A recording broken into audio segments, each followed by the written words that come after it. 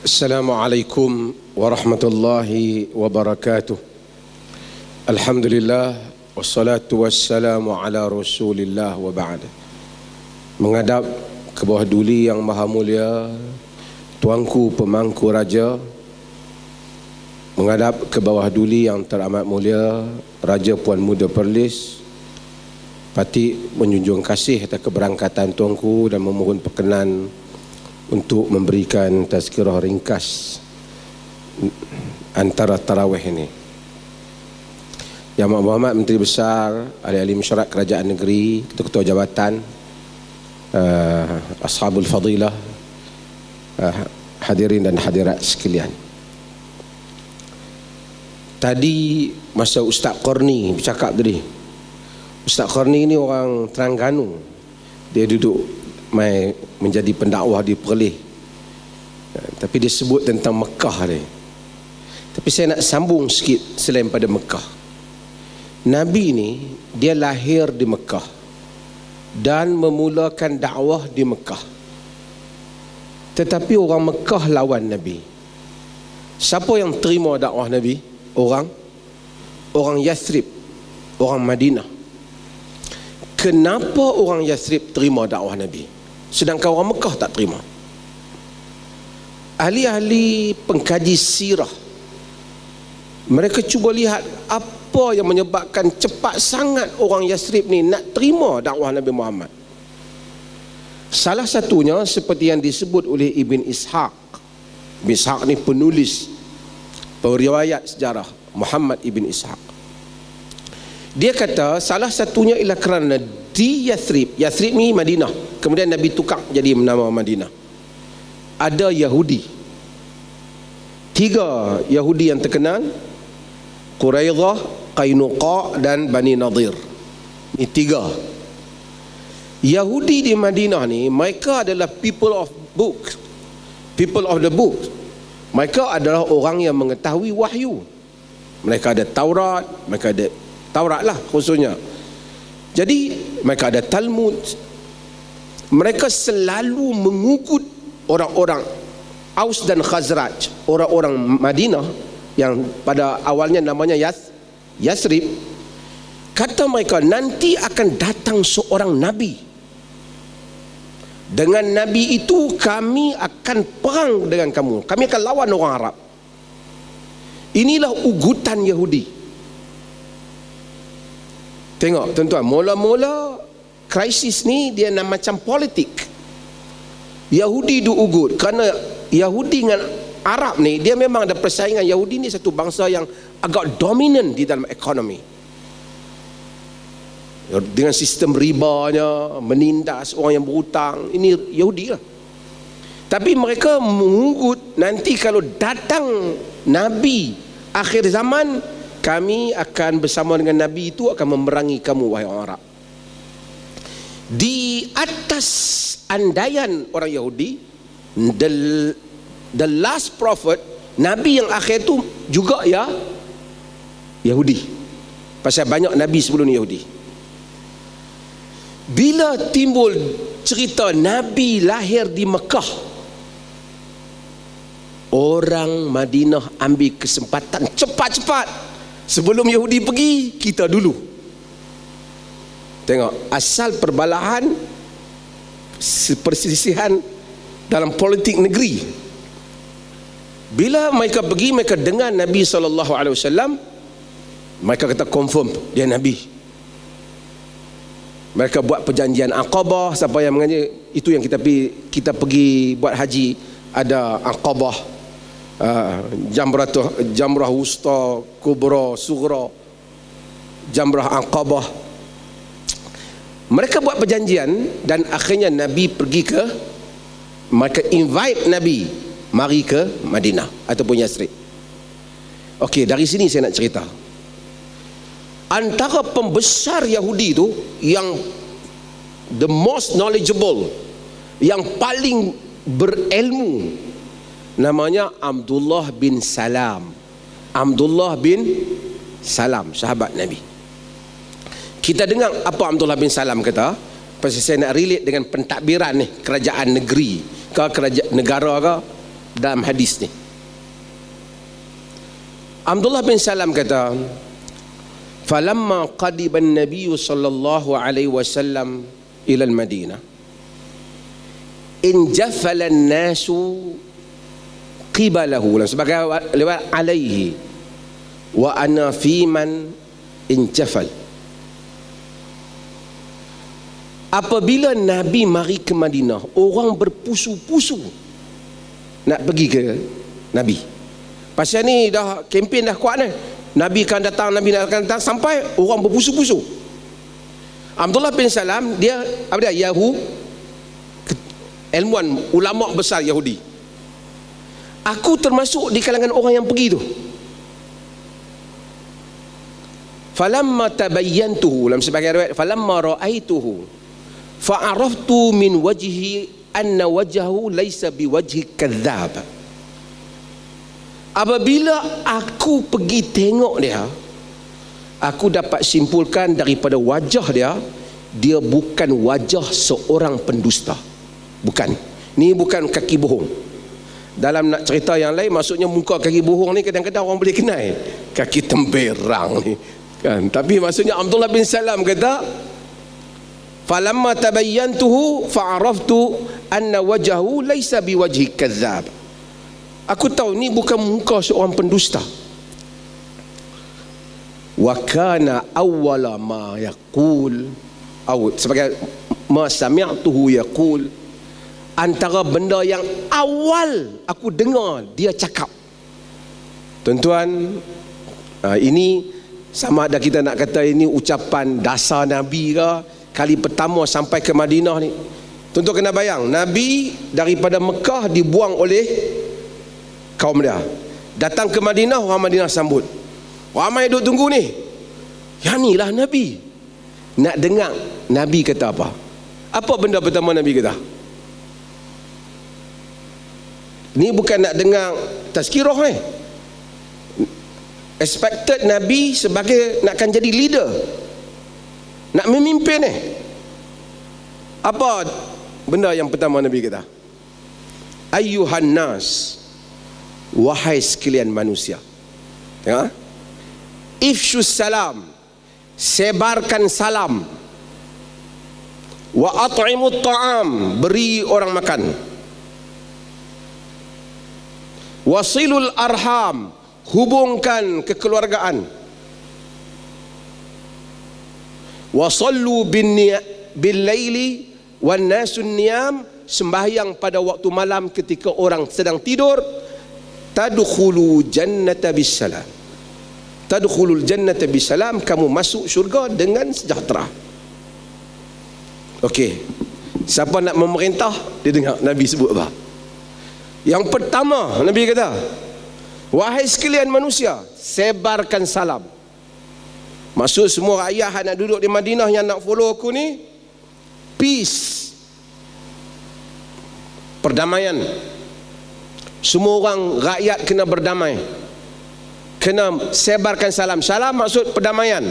Yalah, kita maksud assalamualaikum lah, peace be upon you. Cuma kita maksudnya salam sejahtera lah. Cuma kita di Malaysia ni menyebabkan orang bukan Islam, dia rasa salam tu bukan untuk dia. Sebab kita kata assalamualaikum warahmatullahi dan salam sejahtera kepada yang bukan Islam. Assalamualaikum tu salam lah, sejahtera lah. Dia pun dah duduk daripada merdeka, takkan tak tahu assalamualaikum tu salam sejahtera, sebab kita tak educate dia. Tapi tak apalah, dah kita berlaku. Sebenarnya assalamualaikum tu for all, untuk semua. Nabi kata sebarkanlah salam. Satu. Yang kedua, wa at'imut ta'am, bagi orang makan. Maksud untuk bernegara, hidup bernegeri, hidup dalam pentadbiran yang Nabi akan bawa, bagi rakyat cukup makan dia. Semua orang support each other, jangan ada orang tak ada makan.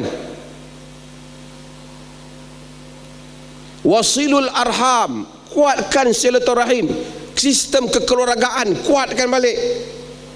Kita kalau lihat Nabi, Nabi dibuang oleh Quraisy tau, tapi Nabi tak mari sebagai pemberontak. Kalau tidak orang dibuang dalam kemarahan, mesti akan cakap dengan nada yang marah. Keluarga buang, Tapi Nabi tak kata putuskan keluarga. Itu masalah Quraisy, jangan dibawa ke Madinah. Hubungkan silaturahim. Keempat, wasallu bil lail, semayang pada waktu malam, wan nasun niyam, sedangkan manusia tidur. Ini menimbulkan kekuatan kepada rakyat, spiritual, sehingga rakyat ikhlas, solat dengan ikhlas, semayang malam. Sebab tu sukar untuk kita nak dapati pemimpin pejuang agama, dia tidur sampai subuh tak bangkit semayang tahajud, kemudian dia mampu bertahan untuk mempertahankan agama. Hampir mustahil. Sebab tu surah yang awal, ya ayyuhal muzammil qumil laila illa qalila. Yang tak bangun malam boleh, tapi nanti dia akan, orang kata bahasa dia akan gelong sikit. Key dia, kekuatan dia bangun malam. Bangun malam. Sejuta masalah dalam hidup, bangun malam. Nabi kata spiritual untuk rakyat, bangun malam ketika orang sedang tidur. Tadkhulul jannata bisalam, kamu masuk syurga dengan sejahtera. The first speech of our prophet when he arrived at Madinah, itu ucapan pembukaan yang mengubah minda Abdullah bin Salam sebagai penentang. Dia join Nabi sallallahu alaihi wasallam. Dia join Nabi sallallahu alaihi wasallam. Satu, yang berikutnya ialah, hadirin dan hadirat, kita duduk dalam pentadbiran ini, kita ada menteri besar, ada semua ni. Apa yang nak manusia hidup atas dunia ni? Dia bukan solat saja. Dia bukan nak mati masuk syurga saja. Sebelum nak masuk syurga, dia hidup atas muka bumi ni. Dan agama mengimbangi, maksudnya nak kita ada satu tasawur yang jelas, the real life adalah akhirat, tapi kita untuk sementara tu mesti hidup dengan terhormat di atas muka bumi ini, dengan terhormat.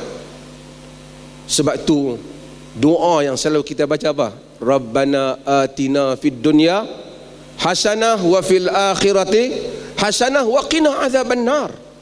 Wahai Tuhan, berilah di dunia ni baik, di akhirat pun baik, dan selamatkan kami daripada api neraka. Itu